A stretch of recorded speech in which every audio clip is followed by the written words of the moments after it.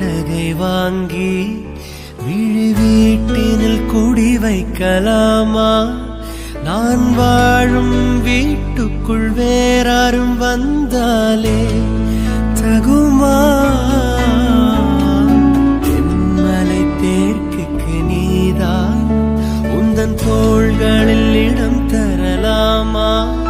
நான் சாயும் தோள் மேல் வேறாரும் சாய்ந்தாலே தகுமா?